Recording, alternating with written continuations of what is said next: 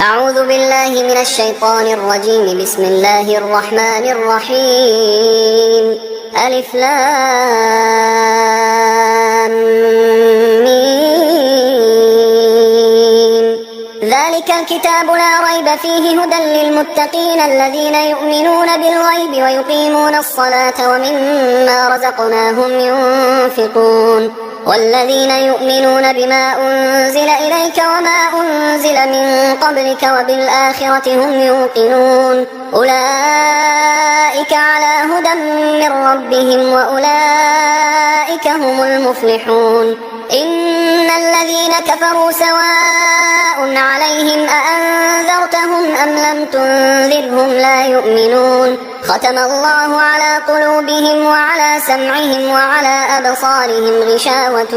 ولهم عذاب عظيم. ومن الناس من يقول آمنا بالله وباليوم الآخر وما هم بمؤمنين يخادعون الله والذين آمنوا وما يخدعون إلا أنفسهم وما يشعرون. في قلوبهم مرض فزادهم الله مرضا ولهم عذاب أليم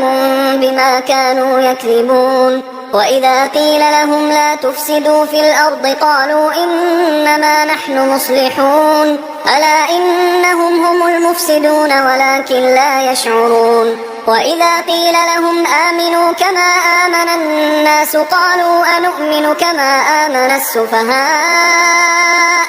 ألا إنهم هم السفهاء ولكن لا يعلمون. وإذا لقوا الذين آمنوا قالوا آمنا وإذا خلوا إلى شياطينهم قالوا إنا معكم إنما نحن مستهزئون. الله يستهزئ بهم ويمدهم في طغيانهم يعمهون. أولئك الذين اشتروا الضلالة بالهدى فما ربحت تجارتهم وما كانوا مهتدين. مثلهم كمثل الذي استوقد نارا فلما أضاءت ما حوله ذهب الله بنورهم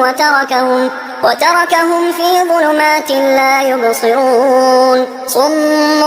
بكم عمي فهم لا يرجعون. أو كصيب من السماء فيه ظلمات ورعد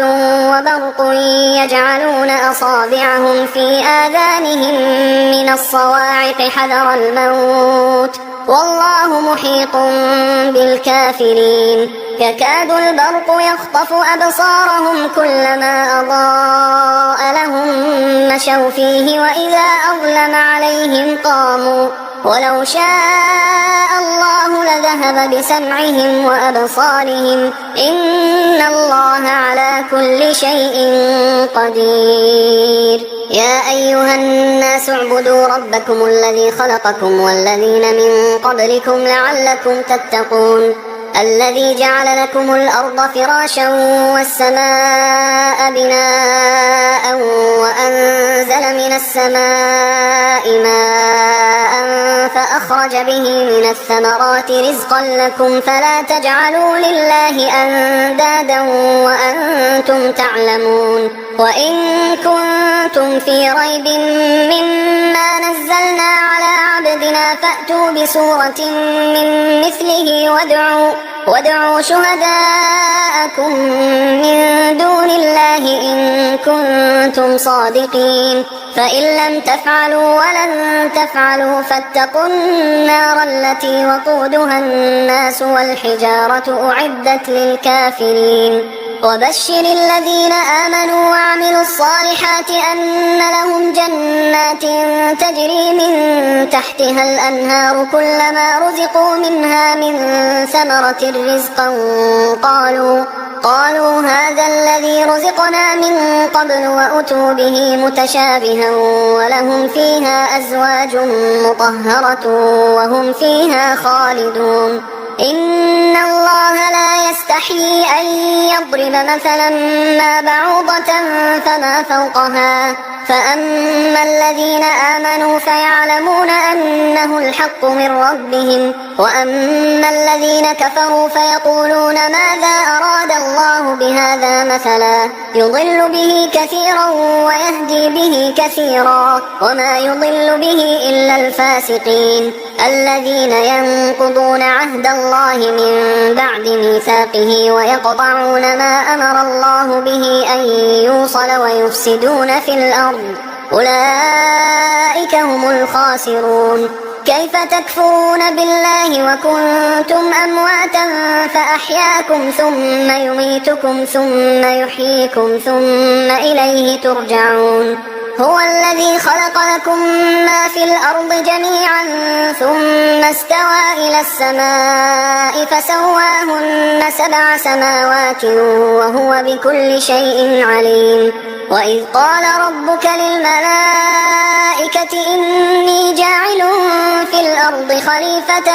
قالوا أتجعل فيها من يفسد فيها ويسفك الدماء ونحن نسبح بحمدك ونقدس لك قال إني أعلم ما لا تعلمون. وعلم آدم الأسماء كلها ثم عرضهم على الملائكة فقال أنبئوني بأسماء هؤلاء إن كنتم صادقين. قالوا سبحانك لا علم لنا إلا ما علمتنا إنك أنت العليم الحكيم. قال يا آدم أنبئهم بأسمائهم فلما أنبأهم بأسمائهم قال ألم أقل لكم إني أعلم غيب السماوات والأرض وأعلم ما تبدون وما كنتم تكتمون. وإذ قلنا للملائكة اسجدوا لآدم فسجدوا إلا إبليس أبى واستكبر وكان من الكافرين. وقلنا يا آدم اسكن أنت وزوجك الجنة وكلا منها رغدا حيث شئتما ولا تقربا هذه الشجرة فتكونا من الظالمين. فأزلهما الشيطان عنها فأخرجهما مما كانا فيه وقلنا اهبطوا بعضكم لبعض عدو ولكم في الأرض مستقر ومتاع إلى حين. فتلقى آدم من ربه كلمات فتاب عليه إنه هو التواب الرحيم. قلنا اهبطوا منها جميعا فإما يأتينكم مني هدى فمن تبع هداي فلا خوف عليهم ولا هم يحزنون. والذين كفروا وكذبوا بآياتنا أولئك أصحاب النار هم فيها خالدون. يا بني إسرائيل اذكروا نعمتي التي أنعمت عليكم وأوفوا بعهدي أوف بعهدكم وإياي فارهبون. وآمنوا بما أنزلت مصدقا لما معكم ولا تكونوا أول كافر به ولا تشتروا بآياتي ثمنا قليلا وإياي فاتقون. ولا تلبسوا الحق بالباطل وتكتموا الحق وأنتم تعلمون. وأقيموا الصلاة وآتوا الزكاة واركعوا مع الراكعين. أتأمرون الناس بالبر وتنسون أنفسكم وأنتم تتلون الكتاب أفلا تعقلون. واستعينوا بالصبر والصلاة وإنها لكبيرة إلا على الخاشعين الذين يظنون أنهم ملاقو ربهم وأنهم إليه راجعون. يا بني إسرائيل اذكروا نعمتي التي أنعمت عليكم وأني فضلتكم على العالمين. واتقوا يوما لا تجزي نفس عن نفس شيئا ولا يقبل منها شفاعة ولا يؤخذ منها عدل ولا هم ينصرون. وإذ نجيناكم من آل فرعون يسومونكم سوء العذاب يذبحون أبناءكم ويستحيون نساءكم وفي ذلكم بلاء من ربكم عظيم. وإذ فرقنا بكم البحر فأنجيناكم وأغرقنا آل فرعون وأنتم تنظرون. وإذ واعدنا موسى 40 ليلة ثم اتخذتم العجل من بعده وأنتم ظالمون. ثم عفونا عنكم من بعد ذلك لعلكم تشكرون وإذ آتينا موسى الكتاب والفرقان لعلكم تهتدون وإذ قال موسى لقومه يا قوم إنكم ظلمتم أنفسكم باتخاذكم العجل فتوبوا إلى بارئكم فاقتلوا أنفسكم ذلكم خير لكم عند بارئكم فتاب عليكم إنه هو التواب الرحيم وإذ قلتم يا موسى لن نؤمن لك حتى نرى الله جهرة فأخذتكم الصاعقة وأنتم تنظرون ثم بعثناكم من بعد موتكم لعلكم تشكرون وظللنا عليكم الغمام وأنزلنا عليكم المن والسلوى كلوا من طيبات ما رزقناكم وما ظلمونا ولكن كانوا أنفسهم يظلمون وإذ قلنا ادخلوا هذه القرية فكلوا منها حيث شئتم رغدا وادخلوا الباب سجدا وقولوا حطة نغفر لكم خطاياكم وسنزيد المحسنين فبدل الذين ظلموا قولا غير الذي قيل لهم فأنزلنا على الذين ظلموا رجزا من السماء بما كانوا يفسقون وإذ استسقى موسى لقومه فقلنا اضرب بعصاك الحجر فانفجرت منه 12 عينا قد علم كل أناس مشربهم كلوا واشربوا من رزق الله ولا تعثوا في الأرض مفسدين وإذ قلتم يا موسى لن نصبر على طعام واحد فادع لنا ربك يخرج لنا مما تنبت الأرض من بقلها وقثائها وفومها وعدسها وبصلها قال أتستبدلون الذي هو أدنى بالذي هو خير اهبطوا مصرا فإن لكم ما سألتم وضربت عليهم الذلة والمسكنة وباءوا بغضب من الله ذلك بأنهم كانوا يكفرون بآيات الله ويقتلون النبيين بغير الحق ذلك بما عصوا وكانوا يعتدون إن الذين آمنوا والذين هادوا والنصارى والصابئين من آمن بالله واليوم الآخر وعمل صالحا فلهم أجرهم عند ربهم ولا خوف عليهم ولا هم يحزنون وإذ أخذنا ميثاقكم ورفعنا فوقكم الطور خذوا ما آتيناكم بقوة واذكروا ما فيه لعلكم تتقون ثم توليتم من بعد ذلك فلولا فضل الله عليكم ورحمته لكنتم من الخاسرين ولقد علمتم الذين اعتدوا منكم في السبت فقلنا لهم كونوا قردة خاسئين فجعلناها نكالا لما بين يديها وما خلفها وموعظة للمتقين وإذ قال موسى لقومه إن الله يأمركم أن تذبحوا بقرة قالوا أتتخذنا هزوا قال أعوذ بالله أن أكون من الجاهلين قالوا ادع لنا ربك يبين لنا ما هي قال إنه يقول إنها بقرة لا فارض ولا بكر عوان بين ذلك فافعلوا ما تؤمرون قالوا ادع لنا ربك يبين لنا ما لونها قال إنه يقول إنها بقرة صفراء فاقع لونها تسر الناظرين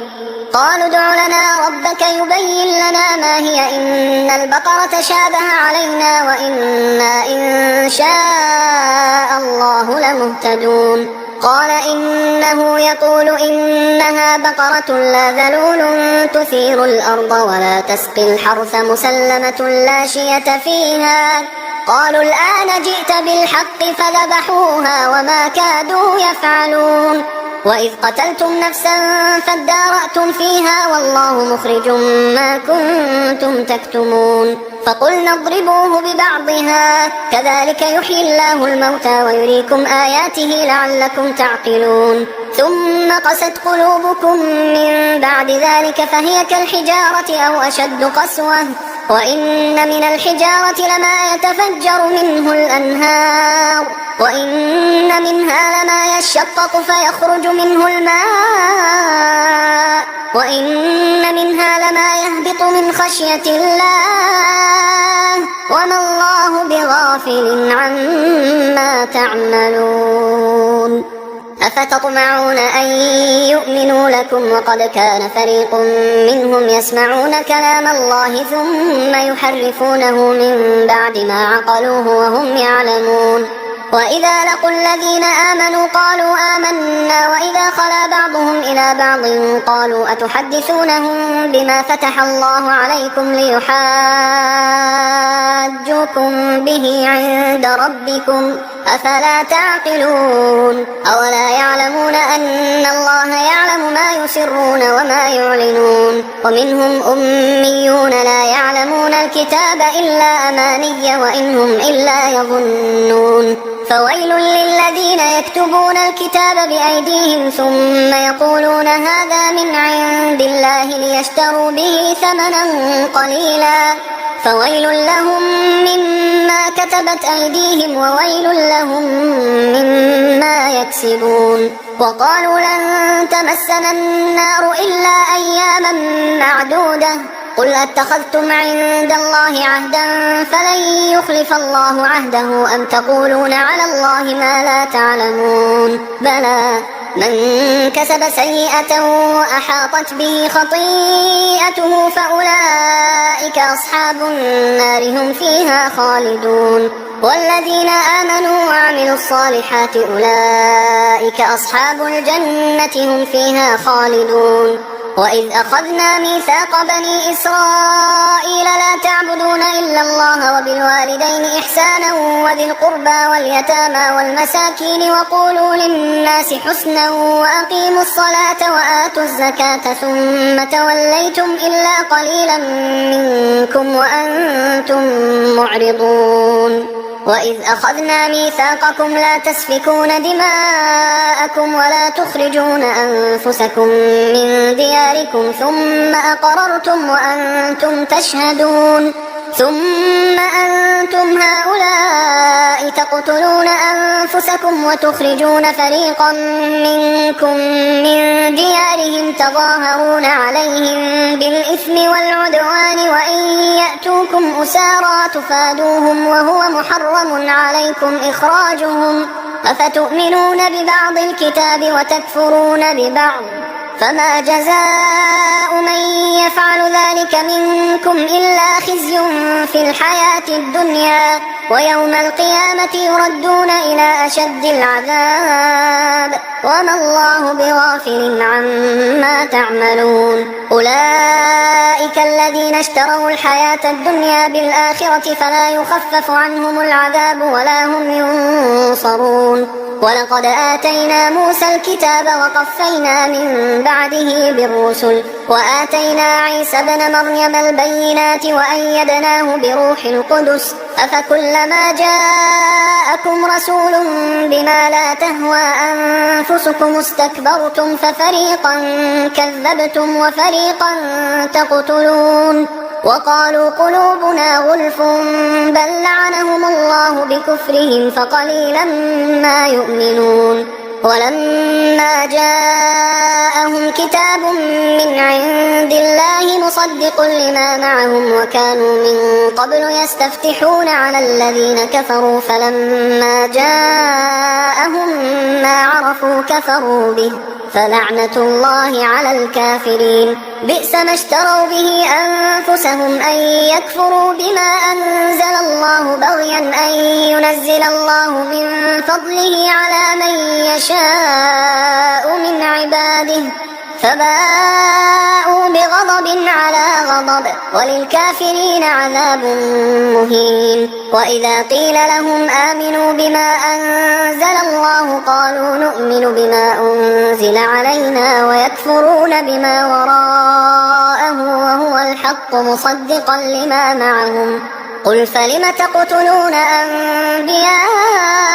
الله من قبل إن كنتم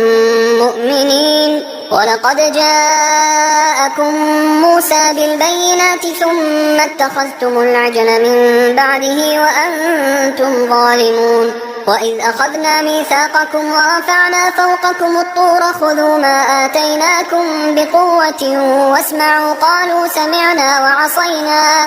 قالوا سمعنا وعصينا وأشربوا في قلوبهم العجل بكفرهم قل بئس ما يأمركم به إيمانكم إن كنتم مؤمنين قل إن كانت لكم الدار الآخرة عند الله خالصة من دون الناس فتمنوا الموت إن كنتم صادقين ولن يتمنوه أبدا بما قدمت أيديهم والله عليم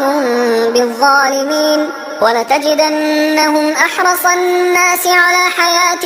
ومن الذين أشركوا يود أحدهم لو يعمر 1000 سنة وما هو بمزحزحه من العذاب أن يعمر والله بصير بما يعملون قل من كان عدوا لجبريل فإنه نزله على قلبك بإذن الله مصدقا لما بين يديه وهدى وبشرى للمؤمنين من كان عدوا لله وملائكته ورسله وجبريل وميكال فإن الله عدو للكافرين ولقد أنزلنا إليك آيات بينات وما يكفر بها إلا الفاسقون أوكلما عاهدوا عهدا نبذه فريق منهم بل أكثرهم لا يؤمنون ولما جاءهم رسول من عند الله مصدق لما معهم نبذ فريق من الذين أوتوا الكتاب كتاب الله وراء ظهورهم كأنهم لا يعلمون واتبعوا ما تتلو الشياطين على ملك سليمان وما كفر سليمان ولكن الشياطين كفروا يعلمون الناس السحر وما أنزل على الملكين ببابل هاروت وماروت وما يعلمان من أحد حتى يقولا إنما نحن فتنة فلا تكفر فيتعلمون منهما ما يفرقون به بين المرء وزوجه وما هم بضارين به من أحد إلا بإذن الله ويتعلمون ما يضرهم ولا ينفعهم ولقد علموا لمن اشتراه ما له في الآخرة من خلاق ولبئس ما شروا به أنفسهم لو كانوا يعلمون ولو أنهم آمنوا واتقوا لمثوبة من عند الله خير لو كانوا يعلمون يا أيها الذين آمنوا لا تقولوا راعنا وقولوا انظرنا واسمعوا وللكافرين عذاب أليم ما يود الذين كفروا من أهل الكتاب ولا المشركين أن ينزل عليكم من خير من ربكم والله يختص برحمته من يشاء والله ذو الفضل العظيم ما ننسخ من آية أو ننسها نأت بخير منها أو مثلها ألم تعلم أن الله على كل شيء قدير ألم تعلم أن الله له ملك السماوات والأرض وما لكم من دون الله من ولي ولا نصير أم تريدون أن تسألوا رسولكم كما سئل موسى من قبل ومن يتبدل الكفر بالإيمان فقد ضل سواء السبيل ود كثير من أهل الكتاب لو يردونكم من بعد إيمانكم كفارا حسدا من عند أنفسهم من بعد ما تبين لهم الحق فاعفوا واصفحوا حتى يأتي الله بأمره إن الله على كل شيء قدير وأقيموا الصلاة وآتوا الزكاة وما تقدموا لأنفسكم من خير تجدوه عند الله إن الله بما تعملون بصير وقالوا لن يدخل الجنة إلا من كان هودا أو نصارى تلك أمانيهم قل هاتوا برهانكم إن كنتم صادقين بلى من أسلم وجهه لله وهو محسن فله أجره عند ربه ولا خوف عليهم ولا هم يحزنون وقالت اليهود ليست النصارى على شيء وقالت النصارى ليست اليهود على شيء وهم يتلون الكتاب كذلك قال الذين لا يعلمون مثل قولهم فالله يحكم بينهم يوم القيامة فيما كانوا فيه يختلفون ومن أظلم ممن منع مساجد الله أن يذكر فيها اسمه وسعى في خرابها أولئك ما كان لهم أن يدخلوها إلا خائفين لهم في الدنيا خزي ولهم في الآخرة عذاب عظيم ولله المشرق والمغرب فأينما تولوا فثم وجه الله إن الله واسع عليم وقالوا اتخذ الله ولدا سبحانه بل له ما في السماوات والأرض كل له قانتون بديع السماوات والأرض وإذا قضى أمرا فإنما يقول له كن فيكون وقال الذين لا يعلمون لولا يكلمنا الله أو تأتينا آية كذلك قال الذين من قبلهم مثل قولهم تشابهت قلوبهم قد بينا الآيات لقوم يوقنون إنا أرسلناك بالحق بشيرا ونذيرا ولا تسأل عن أصحاب الجحيم ولن ترضى عنك اليهود ولا النصارى حتى تتبع ملتهم قل إن هدى الله هو الهدى ولئن اتبعت أهواءهم بعد الذي جاءك من العلم ما لك من الله من ولي ولا نصير الذين آتيناهم الكتاب يتلونه حق تلاوته أولئك يؤمنون به ومن يكفر به فأولئك هم الخاسرون يا بني إسرائيل اذكروا نعمتي التي أنعمت عليكم وأني فضلتكم على العالمين واتقوا يوما لا تجزي نفس عن نفس شيئا ولا يقبل منها عدل ولا تنفعها شفاعة ولا هم ينصرون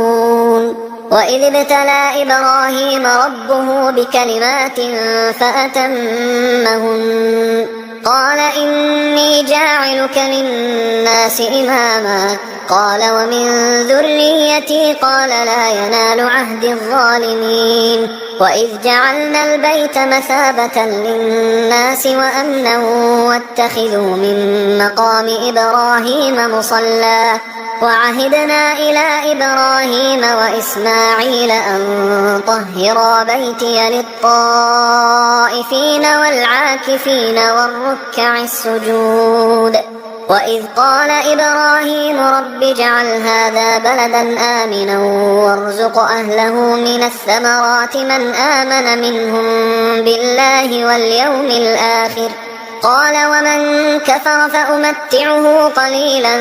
ثم أضطره إلى عذاب النار وبئس المصير وإذ يرفع إبراهيم القواعد من البيت وإسماعيل ربنا تقبل منا إنك أنت السميع العليم ربنا وجعلنا مسلمين لك ومن ذريتنا أمة مسلمة لك وأرنا مناسكنا وتب علينا إنك أنت التواب الرحيم ربنا وابعث فيهم رسولا منهم يتلو عليهم آياتك ويعلمهم الكتاب والحكمة ويزكيهم إنك أنت العزيز الحكيم ومن يرغب عن ملة إبراهيم إلا من سفه نفسه ولقد اصطفيناه في الدنيا وإنه في الآخرة لمن الصالحين إذ قال له ربه أسلم قال أسلمت لرب العالمين ووصى بها إبراهيم بنيه ويعقوب يا بني إن الله اصطفى لكم الدين فلا تموتن إلا وأنتم مسلمون أم كنتم شهداء إذ حضر يعقوب الموت إذ قال لبنيه ما تعبدون من بعدي قالوا نعبد إلهك وإله آبائك إبراهيم وإسماعيل وإسحاق إلها واحدا ونحن له مسلمون تلك أمة قد خلت لها ما كسبت ولكم ما كسبتم ولا تسألون عما كانوا يعملون وقالوا كونوا هودا أو نصارى تهتدوا قل بل ملة إبراهيم حنيفا وما كان من المشركين قولوا آمنا بالله وما أنزل إلينا وما أنزل إلى إبراهيم وإسماعيل وإسحاق ويعقوب والأسباط وما أوتي موسى وعيسى وما أوتي النبيون من ربهم لا نفرق بين أحد منهم ونحن له مسلمون فإن آمنوا بمثل ما آمنتم به فقد اهتدوا وإن تولوا فإنما هم في شقاق فسيكفيكهم الله وهو السميع العليم صبغة الله ومن أحسن من الله صبغة ونحن له عابدون قل أتحاجوننا في الله وهو ربنا وربكم ولنا أعمالنا ولكم أعمالكم ونحن له مخلصون أم تقولون إن إبراهيم وإسماعيل وإسحاق ويعقوب والأسباط كانوا هودا أو نصارى قل أأنتم أعلم أم الله ومن أظلم ممن كتم شهادة عنده من الله وما الله بغافل عما تعملون تلك أمة قد خلت لها ما كسبت ولكم ما كسبتم ولا تسألون عما كانوا يعملون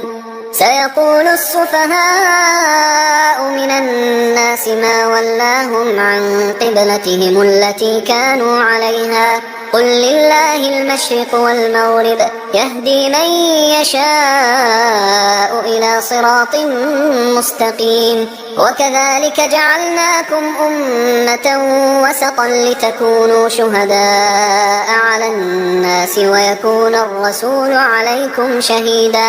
وما جعلنا القبلة التي كنت عليها إلا لنعلم من يتبع الرسول ممن ينقلب على عقبيه وإن كانت لكبيرة إلا على الذين هدى الله وما كان الله ليضيع إيمانكم إن الله بالناس لرؤوف رحيم قد نرى تقلب وجهك في السماء فلنولينك قبلة ترضاها فول وجهك شطر المسجد الحرام وحيث ما كنتم فولوا وجوهكم شطره وإن الذين أوتوا الكتاب ليعلمون أنه الحق من ربهم وما الله بغافل عما يعملون ولئن أتيت الذين أوتوا الكتاب بكل آية ما تبعوا قبلتك وما أنت بتابع قبلتهم وما بعضهم بتابع قبلة بعض ولئن اتبعت أهواءهم من بعد ما جاءك من العلم إنك إذا لمن الظالمين الذين آتيناهم الكتاب يعرفونه كما يعرفون أبناءهم وإن فريقا منهم ليكتمون الحق وهم يعلمون الحق من ربك فلا تكونن من الممترين ولكل وجهة هو موليها فاستبقوا الخيرات أينما تكونوا يأت بكم الله جميعا إن الله على كل شيء قدير ومن حيث خرجت فول وجهك شطر المسجد الحرام وإنه للحق من ربك وما الله بغافل عما تعملون ومن حيث خرجت فول وجهك شطر المسجد الحرام وحيث ما كنتم فولوا وجوهكم شطره لئلا يكون للناس عليكم حجة إلا الذين ظلموا منهم فلا تخشوهم واخشوني ولأتم نعمتي عليكم ولعلكم تهتدون كما أرسلنا فيكم رسولا منكم يتلو عليكم آياتنا ويزكيكم ويعلمكم الكتاب والحكمة ويعلمكم ما لم تكونوا تعلمون فاذكروني أذكركم واشكروا لي ولا تكفرون يا أيها الذين آمنوا استعينوا بالصبر والصلاة إن الله مع الصابرين ولا تقولوا لمن يقتل في سبيل الله أموات بل أحياء ولكن لا تشعرون ولنبلونكم بشيء من الخوف والجوع ونقص من الأموال والأنفس والثمرات وبشر الصابرين الذين إذا أصابتهم مصيبة قالوا إنا لله وإنا إليه راجعون أولئك عليهم صلوات من ربهم ورحمة وأولئك هم المهتدون إن الصفا والمروة من شعائر الله فمن حج البيت أو اعتمر فلا جناح عليه أن يطوف بهما ومن تطوع خيرا فإن الله شاكر عليم إن الذين يكتمون ما أنزلنا من البينات والهدى من بعد ما بيناه للناس في الكتاب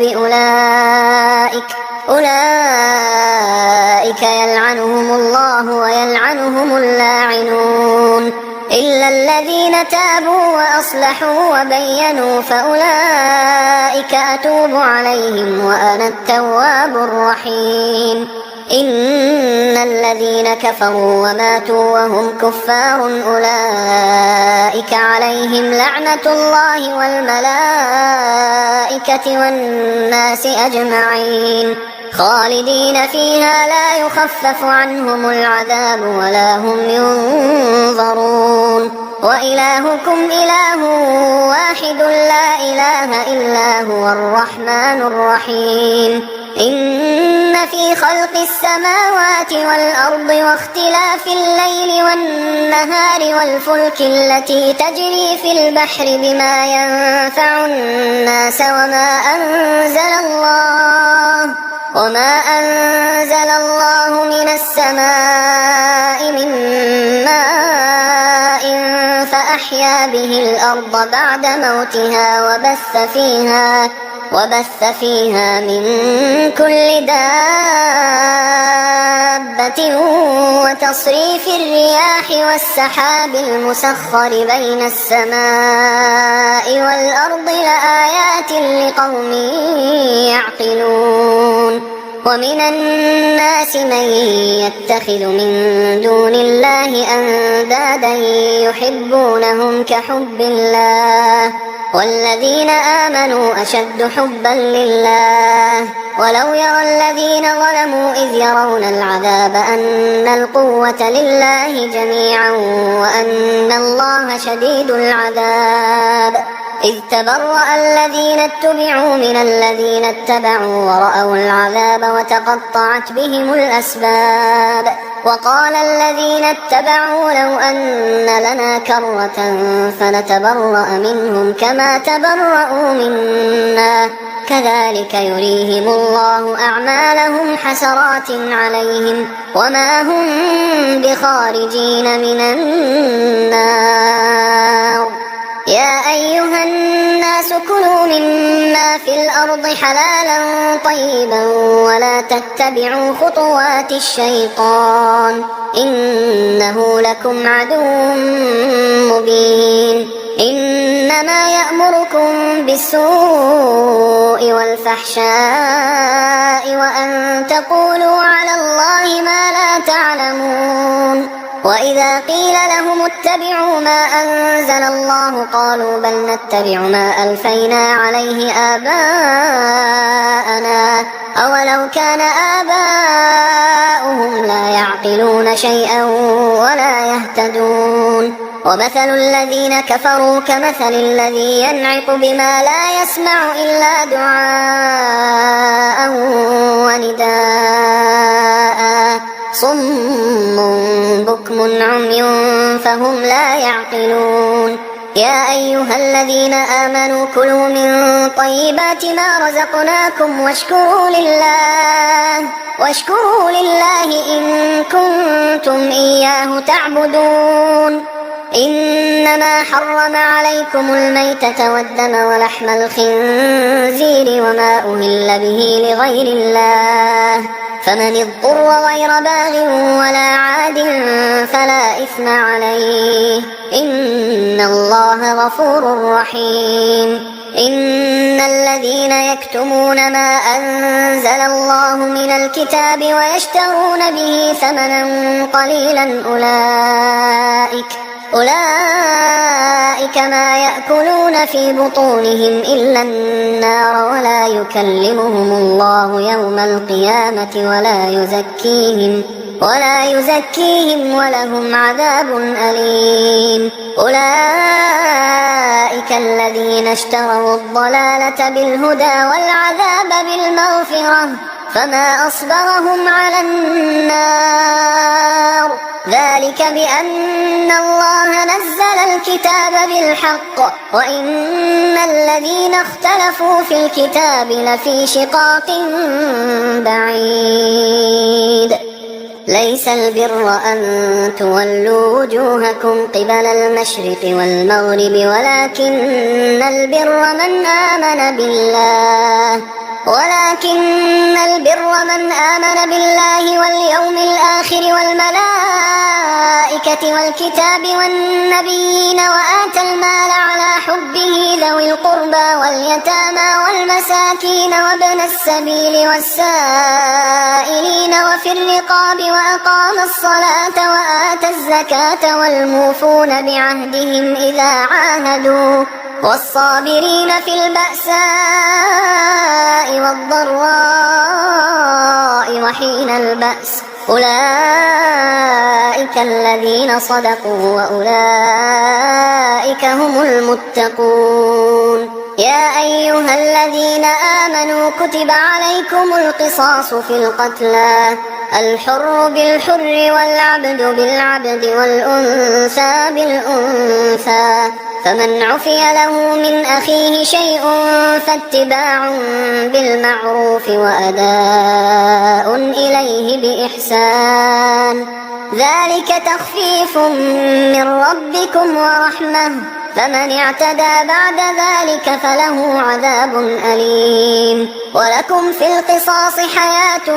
يا أولي الألباب لعلكم تتقون كتب عليكم إذا حضر أحدكم الموت إن ترك خيرا الوصية للوالدين والأقربين بالمعروف حقا على المتقين فمن بدله بعدما سمعه فإنما إثمه على الذين يبدلونه إن الله سميع عليم فمن خاف من موص جنفا أو إثما فأصلح بينهم فلا إثم عليه إن الله غفور رحيم. يا أيها الذين آمنوا كتب عليكم الصيام كما كتب على الذين من قبلكم لعلكم تتقون أياما معدودات. فمن كان منكم مريضا أو على سفر فعدة من أيام أخر وعلى الذين يطيقونه فدية طعام مسكين فمن تطوع خيرا فهو خير له وأن تصوموا خير لكم إن كنتم تعلمون. شهر رمضان الذي أنزل فيه القرآن هدى للناس وبينات من الهدى والفرقان فمن شهد منكم الشهر فليصم ومن كان مريضا أو على سفر فعدة من أيام أخر يريد الله بكم اليسر ولا يريد بكم العسر ولتكملوا العدة ولتكبروا الله على ما هداكم ولعلكم تشكرون. وإذا سألك عبادي عني فإني قريب أجيب دعوة الداعي إذا دعان فليستجيبوا لي وليؤمنوا بي لعلهم يرشدون. أحل لكم ليلة الصيام الرفث إلى نسائكم هن لباس لكم وأنتم لباس لهن علم الله أنكم كنتم تختانون أنفسكم فتاب عليكم وعفى عنكم فالآن باشروهن وابتغوا ما كتب الله لكم وكلوا واشربوا حتى يتبين لكم الخيط الأبيض من الخيط الأسود من الفجر ثم أتموا الصيام إلى الليل ولا تباشروهن وأنتم عاكفون في المساجد تلك حدود الله فلا تقربوها كذلك يبين الله آياته للناس لعلهم يتقون. ولا تأكلوا أموالكم بينكم بالباطل وتدلوا بها إلى الحكام لتأكلوا فريقا من أموال الناس بالإثم وأنتم تعلمون. يسألونك عن الأهلة قل هي مواقيت للناس والحج وليس البر بأن تأتوا البيوت من ظهورها ولكن البر من اتقى وأتوا البيوت من أبوابها واتقوا الله لعلكم تفلحون. وقاتلوا في سبيل الله الذين يقاتلونكم ولا تعتدوا إن الله لا يحب المعتدين. وقتلوهم حيث ثقفتموهم وأخرجوهم من حيث أخرجوكم والفتنة أشد من القتل ولا تقاتلوهم عند المسجد الحرام حتى يقاتلوكم فيه فإن قاتلوكم فاقتلوهم كذلك جزاء الكافرين فإن انتهوا فإن الله غفور رحيم. وقاتلوهم حتى لا تكون فتنة ويكون الدين لله فإن انتهوا فلا عدوان إلا على الظالمين. الشهر الحرام بالشهر الحرام والحرمات قصاص فمن اعتدى عليكم فاعتدوا عليه بمثل ما اعتدى عليكم واتقوا الله واعلموا أن الله مع المتقين. وأنفقوا في سبيل الله ولا تلقوا بأيديكم إلى التهلكة وأحسنوا إن الله يحب المحسنين. وأتموا الحج والعمرة لله فإن أحصرتم فما استيسر من الهدي ولا تحلقوا رؤوسكم حتى يبلغ الهدي محله فمن كان منكم مريضا أو به أذى من رأسه ففدية من صيام أو صدقة أو نسك فإذا أمنتم فمن تمتع بالعمرة إلى الحج فما استيسر من الهدي فمن لم يجد فصيام 3 أيام في الحج و7 إذا رجعتم تلك 10 كاملة ذلك لمن لم يكن أهله حاضر المسجد الحرام واتقوا الله واعلموا أن الله شديد العقاب. الحج أشهر معلومات فمن فرض فيهن الحج فلا رفث ولا فسوق ولا جدال في الحج وما تفعلوا من خير يعلمه الله وتزودوا فإن خير الزاد التقوى واتقون يا أولي الألباب. ليس عليكم جناح أن تبتغوا فضلا من ربكم، فإذا أفضتم من عرفات فاذكروا الله عند المشعر الحرام واذكروه كما هداكم وإن كنتم من قبله لمن الضالين. ثم أفيضوا من حيث أفاض الناس واستغفروا الله إن الله غفور رحيم. فإذا قضيتم مناسككم فاذكروا الله كذكركم آباءكم أو أشد ذكرا. فمن الناس من يقول ربنا آتنا في الدنيا وما له في الآخرة من خلاق، ومنهم من يقول ربنا آتنا في الدنيا حسنة وفي الآخرة حسنة وقنا عذاب النار. أولئك لهم نصيب مما كسبوا والله سريع الحساب. واذكروا الله في أيام معدودات، فمن تعجل في يومين فلا إثم عليه ومن تأخر فلا إثم عليه لمن اتقى. واتقوا الله واعلموا أنكم إليه تحشرون. ومن الناس من يعجبك قوله في الحياة الدنيا ويشهد الله على ما في قلبه وهو ألد الخصام. وإذا تولى سعى في الأرض ليفسد فيها ويهلك الحرث والنسل والله لا يحب الفساد. وإذا قيل له اتق الله أخذته العزة بالإثم فحسبه جهنم ولبئس المهاد. ومن الناس من يشري نفسه ابتغاء مرضات الله والله رؤوف بالعباد. يا أيها الذين آمنوا ادخلوا في السلم كافة ولا تتبعوا خطوات الشيطان إنه لكم عدو مبين. فإن زللتم من بعد ما جاءتكم البينات فاعلموا أن الله عزيز حكيم. هل ينظرون إلا أن يأتيهم الله في ظلل من الغمام والملائكة وقضي الأمر وإلى الله ترجع الأمور. سل بني إسرائيل كم آتيناهم من آية بينة ومن يبدل نعمة الله من بعد ما جاءته فإن الله شديد العقاب. زين للذين كفروا الحياة الدنيا ويسخرون من الذين آمنوا والذين اتقوا فوقهم يوم القيامة والله يرزق من يشاء بغير حساب. كان الناس أمة واحدة فبعث الله النبيين مبشرين ومنذرين وأنزل معهم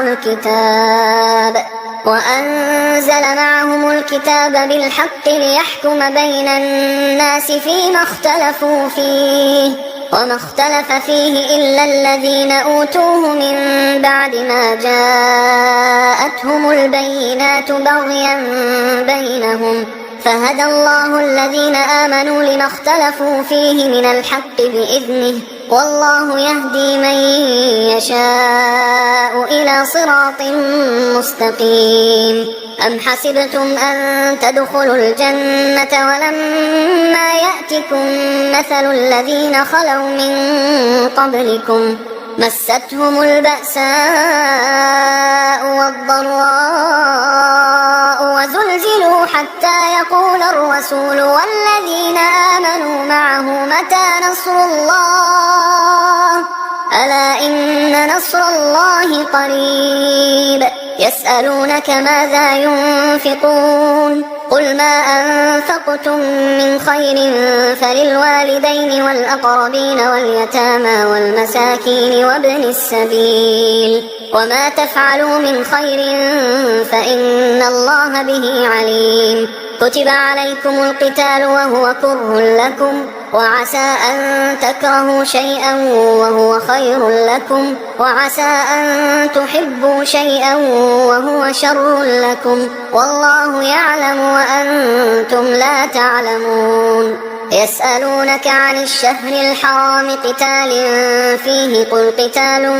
فيه كبير وصد عن سبيل الله وكفر به والمسجد الحرام وإخراج أهله منه أكبر عند الله والفتنة أكبر من القتل ولا يزالون يقاتلونكم حتى يردوكم عن دينكم إن استطاعوا ومن يرتد منكم عن دينه فيمت وهو كافر فأولئك حبطت أعمالهم في الدنيا والآخرة وأولئك أصحاب النار هم فيها خالدون إن الذين آمنوا والذين هاجروا وجاهدوا في سبيل الله أولئك يرجون رحمة الله والله غفور رحيم يسألونك عن الخمر والميسر قل فيهما إثم كبير ومنافع للناس وإثمهما أكبر من نفعهما ويسألونك ماذا ينفقون قل العفو كذلك يبين الله لكم الآيات لعلكم تتفكرون في الدنيا والآخرة ويسألونك عن اليتامى قل إصلاح لهم خير وإن تخالطوهم فإخوانكم والله يعلم المفسد من المصلح ولو شاء الله لأعنتكم إن الله عزيز حكيم ولا تنكحوا المشركات حتى يؤمنوا ولأمة مؤمنة خير من مشركة ولو أعجبتكم ولا تنكحوا المشركين حتى يؤمنوا ولعبد مؤمن خير من مشرك ولو أعجبكم أولئك يدعون إلى النار والله يدعو إلى الجنة والمغفرة بإذنه ويبين آياته للناس لعلهم يتذكرون ويسألونك عن المحيض قل هو أذى فاعتزلوا النساء في المحيض ولا تقربوهن حتى يطهرن فإذا تطهرن فأتوهن من حيث أمركم الله إن الله يحب التوابين ويحب المتطهرين نساؤكم حرث لكم فأتوا حرثكم أنى شئتم وقدموا لأنفسكم واتقوا الله واعلموا أنكم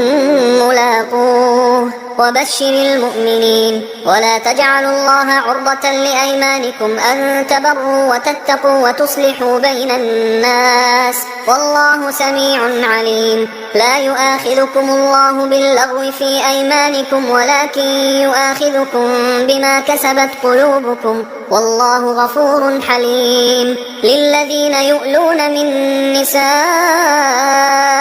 تربص 4 أشهر فإن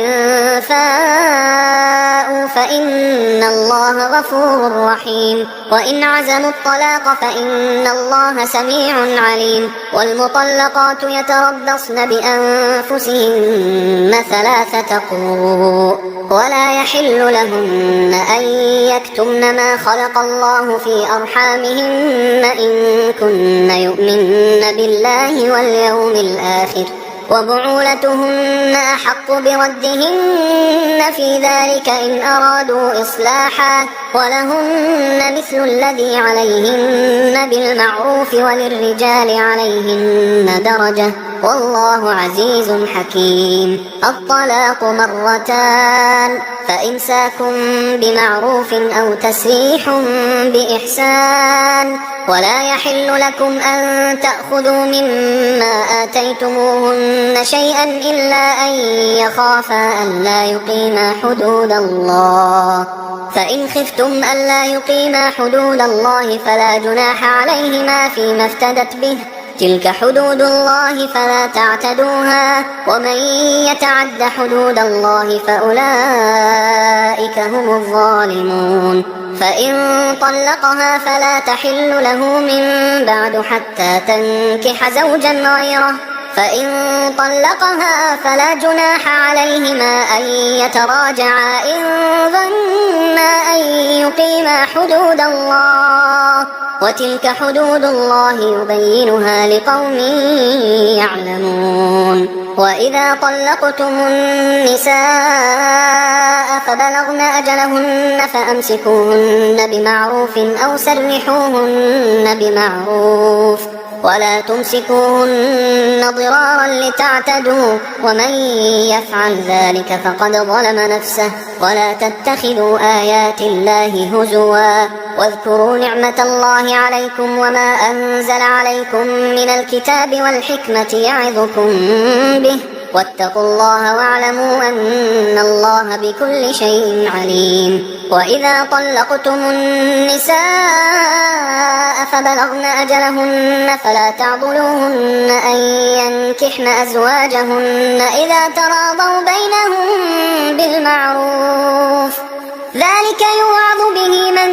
كان منكم يؤمن بالله واليوم الآخر، ذلكم أزكى لكم وأطهر، والله يعلم وأنتم لا تعلمون. والوالدات يرضعن أولادهن حولين كاملين لمن أراد أن يتم الرضاعة، وعلى المولود له رزقهن وكسوتهن بالمعروف، لا تكلف نفس إلا وسعها، لا تضار والدة بولدها ولا مولود له بولده، وعلى الوارث مثل ذلك، فإن أرادا فصالا عن تراض منهما وتشاور فلا جناح عليهما. وإن أردتم أن تسترضعوا أولادكم فلا جناح عليكم إذا سلمتم ما آتيتم بالمعروف، واتقوا الله واعلموا أن الله بما تعملون بصير. والذين يتوفون منكم ويذرون أزواجا يتربصن بأنفسهن 4 أشهر و10،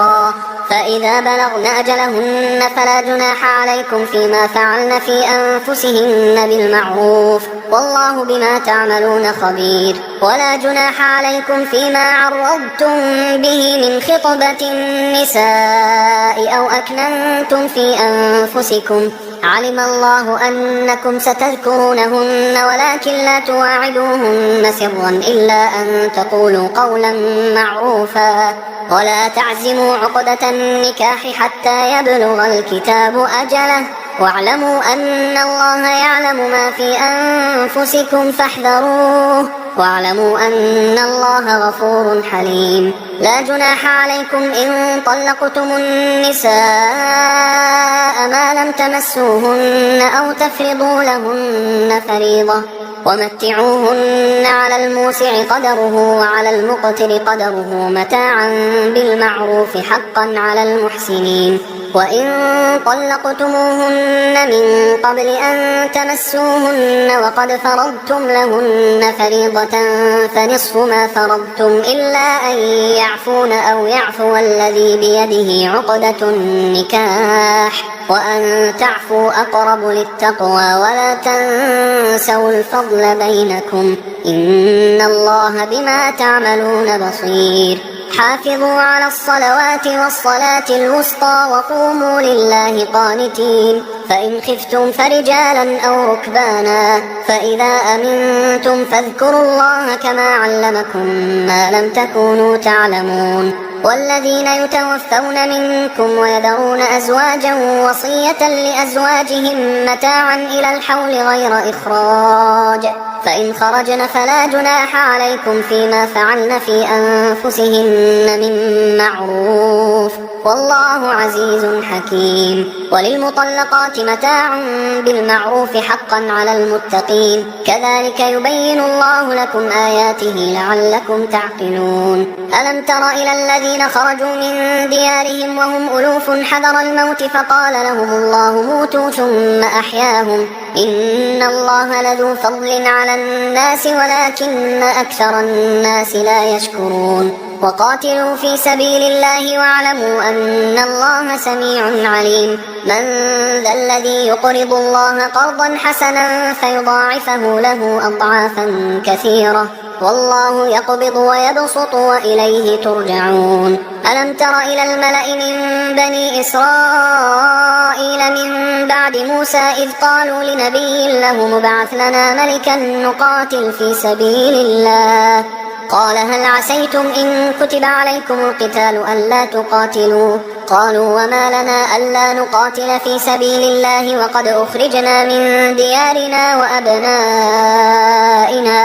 فلما كتب عليهم القتال تولوا إلا قليلا منهم والله عليم بالظالمين. وقال لهم نبيهم إن الله قد بعث لكم طالوت ملكا قالوا أنى يكون له الملك علينا ونحن أحق بالملك منه ولم يؤت سعة من المال قال إن الله اصطفاه عليكم وزاده بسطة في العلم والجسم والله يؤتي ملكه من يشاء والله واسع عليم. وقال لهم نبيهم إن آية ملكه أن يأتيكم التابوت فيه سكينة من ربكم وبقية مما ترك آل موسى وآل هارون تحمله الملائكة إن في ذلك لآية لكم إن كنتم مؤمنين. فلما فصل طالوت بالجنود قال إن الله مبتليكم بنهر فمن شرب منه فليس مني ومن لم يطعمه فإنه مني إلا من اغترف غرفة بيده فشربوا منه إلا قليلا منهم فلما جاوزه هو والذين آمنوا معه قالوا لا طاقة لنا اليوم بجالوت وجنوده قال الذين يظنون أنهم ملاقو الله كم من فئة قليلة غلبت فئة كثيرة بإذن الله والله مع الصابرين. ولما برزوا لجالوت وجنوده قالوا ربنا أفرغ علينا صبرا وثبت أقدامنا وانصرنا على القوم الكافرين فهزموهم بإذن الله. وقتل داود جالوت وآتاه الله الملك والحكمة وعلمه مما يشاء ولولا دفع الله الناس بعضهم ببعض لفسدت الأرض ولكن الله ذو فضل على العالمين. تلك آيات الله نتلوها عليك بالحق وإنك لمن المرسلين. تلك الرسل فضلنا بعضهم على بعض منهم من كلم الله ورفع بعضهم درجات وآتينا عيسى ابن مريم البينات وأيدناه بروح القدس ولو شاء الله ما اقتتل الذين من بعدهم من بعد ما جاءتهم البينات ولكن اختلفوا فمنهم من آمن ومنهم من كفر ولو شاء الله ما اقتتلوا ولكن الله يفعل ما يريد. يا أيها الذين آمنوا أنفقوا مما رزقناكم من قبل أن يأتي يوم لا بيع فيه ولا خلة ولا شفاعة والكافرون هم الظالمون. الله لا إله إلا هو الحي القيوم لا تأخذه سنة ولا نوم له ما في السماوات وما في الأرض من ذا الذي يشفع عنده إلا بإذنه يعلم ما بين أيديهم وما خلفهم ولا يحيطون بشيء من علمه إلا بما شاء وسع كرسيه السماوات والأرض ولا يؤوده حفظهما وهو العلي العظيم. لا إكراه في الدين قد تبين الرشد من الغي فمن يكفر بالطاغوت ويؤمن بالله فقد استمسك بالعروة الوثقى لا انفصام لها والله سميع عليم. الله ولي الذين آمنوا يخرجهم من الظلمات إلى النور والذين كفروا أولياؤهم الطاغوت يخرجونهم من النور إلى الظلمات أولئك أصحاب النار هم فيها خالدون. ألم تر إلى الذي حاج إبراهيم في ربه أن آتاه الله الملك إذ قال إبراهيم ربي الذي يحيي ويميت قال أنا أحيي وأميت قال إبراهيم فإن الله يأتي بالشمس من المشرق فأت بها من المغرب فبهت الذي كفر والله لا يهدي القوم الظالمين. أو كالذي مر على قرية وهي خاوية على عروشها قال أنى يحيي هذه الله بعد موتها فأماته الله 100 عام ثم بعثه قال كم لبثت قال لبثت يوما أو بعض يوم قال بل لبثت 100 عام فانظر إلى طعامك وشرابك لم يتسنه وانظر إلى حمارك ولنجعلك آية للناس وانظر إلى العظام كيف ننشزها ثم نكسوها لحما فلما تبين له قال أعلم أن الله على كل شيء قدير. وإذ قال إبراهيم رب أرني كيف تحيي الموتى قال أولم تؤمن قال بلى ولكن ليطمئن قلبي قال فخذ 4 من الطير فصرهن إليك ثم اجعل على كل جبل منهن جزءا ثم ادعهن يأتينك سعيا واعلم أن الله عزيز حكيم. مثل الذين ينفقون أموالهم في سبيل الله كمثل حبة أنبتت 7 سنابل في كل سنبلة 100 حبة والله يضاعف لمن يشاء والله واسع عليم. الذين ينفقون أموالهم في سبيل الله ثم لا يتبعون ما أنفقوا منا ولا أذى لهم أجرهم عند ربهم ولا خوف عليهم ولا هم يحزنون. قول معروف ومغفرة خير من صدقة يتبعها أذى والله غني حليم. يا أيها الذين آمنوا لا تبطلوا صدقاتكم بالمن والأذى كالذي ينفق ماله رئاء الناس ولا يؤمن بالله واليوم الآخر فمثله كمثل صفوان عليه تراب فأصابه وابل فتركه صلدا لا يقدرون على شيء مما كسبوا والله لا يهدي القوم الكافرين. ومثل الذين ينفقون أموالهم ابتغاء مرضات الله وتثبيتا من أنفسهم كمثل جنة بربوة أصابها وابل فآتت أكلها ضعفين فإن لم يصبها وابل فطل والله بما تعملون بصير. أيود أحدكم أن تكون له جنة من نخيل وأعناب تجري من تحتها الأنهار له فيها من كل الثمرات وأصابه الكبر وله ذرية ضعفاء فأصابها إعصار فيه نار فاحترقت كذلك يبين الله لكم الآيات لعلكم تتفكرون. يا أيها الذين آمنوا أنفقوا من طيبات ما كسبتم ومما أخرجنا لكم من الأرض ولا تيمموا الخبيث منه تنفقون ولستم بآخذيه إلا أن تغمضوا فيه واعلموا أن الله غني حميد. الشيطان يعدكم الفقر ويأمركم بالفحشاء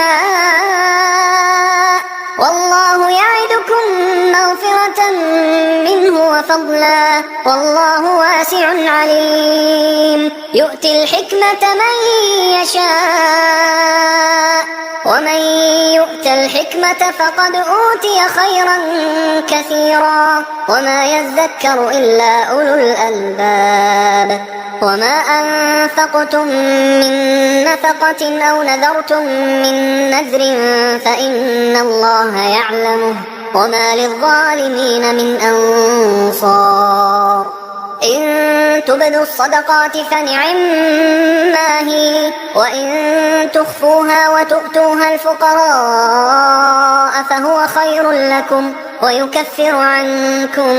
من سيئاتكم والله بما تعملون خبير ليس عليك هداهم ولكن الله يهدي من يشاء وما تنفقوا من خير فلأنفسكم وما تنفقون إلا ابتغاء وجه الله وما تنفقوا من خير يوفى إليكم وأنتم لا تظلمون للفقراء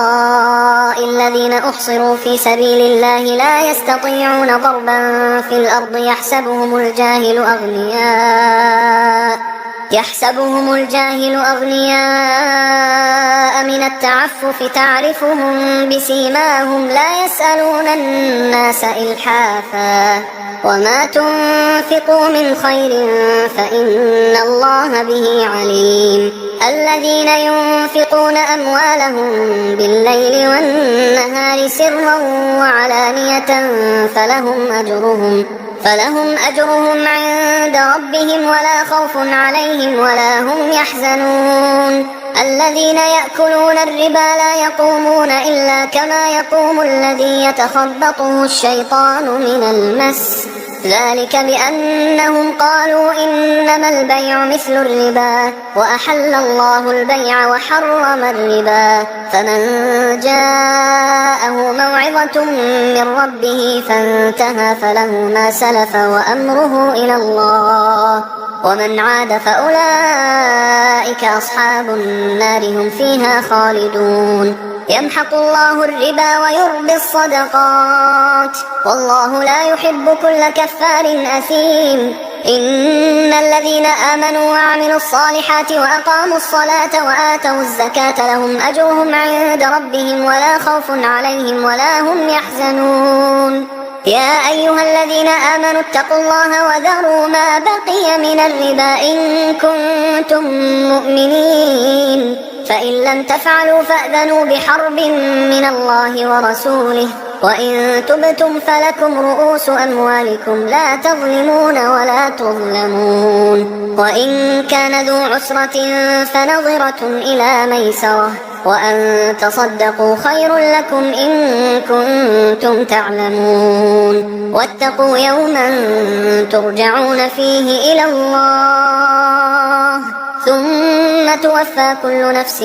ما كسبت وهم لا يظلمون يا أيها الذين آمنوا إذا تداينتم بدين إلى أجل مسمى فاكتبوه وليكتب بينكم كاتب بالعدل ولا يأب كاتب أن يكتب كما علمه الله فليكتب وليملل الذي عليه الحق وليتق الله ربه ولا يبخس منه شيئا فإن كان الذي عليه الحق سفيها أو ضعيفا أو لا يستطيع أن يمله فليملل وليه بالعدل واستشهدوا شهيدين من رجالكم فإن لم يكونا رجلين فرجل وامرأتان ممن ترضون من الشهداء أن تضل إحداهما فتذكر إحداهما الأخرى ولا يأبى الشهداء إذا ما دعوا ولا تسأموا أن تكتبوه صغيرا أو كبيرا إلى أجله ذلكم أقسط عند الله وأقوم للشهادة وأدنى أن لا ترتابوا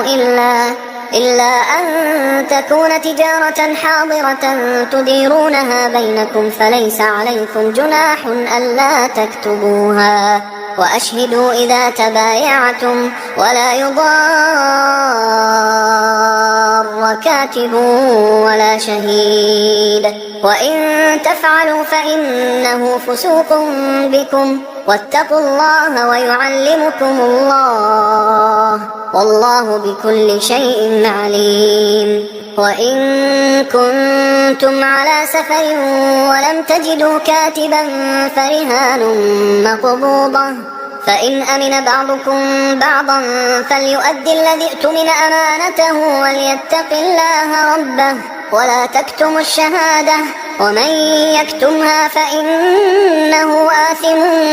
قلبه، والله بما تعملون عليم. لله ما في السماوات وما في الأرض، وإن تبدوا ما في أنفسكم أو تخفوه يحاسبكم به الله، فيغفر لمن يشاء ويعذب من يشاء، والله على كل شيء قدير. آمن الرسول بما أنزل إليه من ربه والمؤمنون كل آمن بالله وملائكته وكتبه ورسله لا نفرق بين أحد من رسله، وقالوا سمعنا وأطعنا غفرانك ربنا وإليك المصير. لا يكلف الله نفسا إلا وسعها، لها ما كسبت وعليها ما اكتسبت، ربنا لا تؤاخذنا إن نسينا أو أخطأنا، ربنا ولا تحمل علينا إصرا كما حملته على الذين من قبلنا، ربنا ولا تحملنا ما لا طاقة لنا به، واعف عنا واغفر لنا وارحمنا، أنت مولانا فانصرنا على القوم الكافرين. حصريا على قارئ